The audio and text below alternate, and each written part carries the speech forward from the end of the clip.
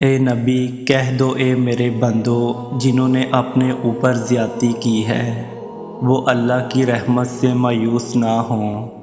بیرونی حالات آپ کو کوئی بھی تصویر دکھائے، آپ کے دوست عزیز کچھ بھی کہیں، آپ کی کوششوں کا کتنا ہی مایوس کن نتیجہ نکلے، آپ نے صرف اللہ کی بات یاد رکھنی ہے کہ کبھی مایوس نہیں ہونا۔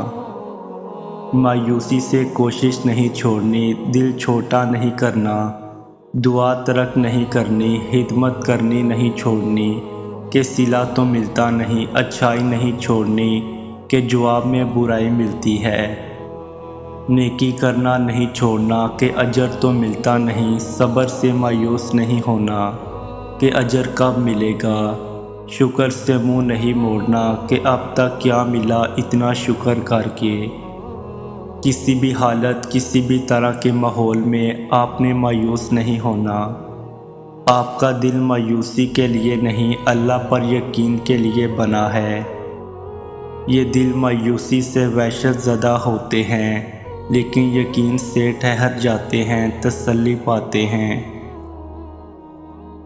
اللہ کے سوا کوئی ہمیں سمجھ نہیں سکتا، کوئی ہمیں جان نہیں سکتا۔ ہر شخص کا نظریہ ہمارے بارے میں وقت اور ظرف کے لحاظ سے بدلتا ہے۔ لوگوں سے کبھی ڈرنا نہیں چاہیے کیونکہ لوگ صرف ڈرا سکتے ہیں۔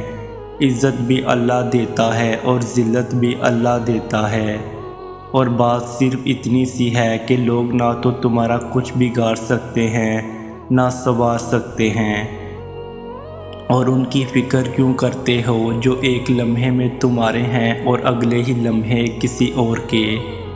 ایسے لوگ تو خود کے کبھی نہیں ہوتے، ایسے لوگ خدا کے کیسے ہو سکتے ہیں جو دوسروں کے لیے صرف تکلیف کا ذریعہ بنتے ہیں، جن کو اللہ زبان تو دیتا ہے مگر پرسکون الفاظ کی نعمت سے محروم کر دیتا ہے، جن کو اللہ دل تو دیتا ہے مگر اس دل کا احساس سے محروم کر دیتا ہے۔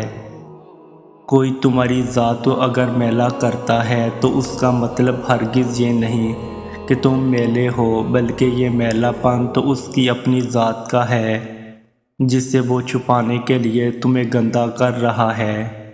تم خاموش رہو کیونکہ کچھ باتوں کے جواب خود وقت دیتا ہے، اللہ سارے حساب رکھے ہوئے ہے۔